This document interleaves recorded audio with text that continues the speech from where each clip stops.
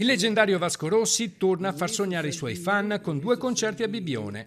Dopo settimane di attesa è finalmente ufficiale. Il Blasco darà il via al suo tour Vasco Live 2025 con una doppia data nella nota località di mare. Da Los Angeles, dove ha festeggiato il suo 73esimo compleanno, Vasco ha annunciato ai supporter di segnare le date del 26 e 27 maggio sui loro calendari.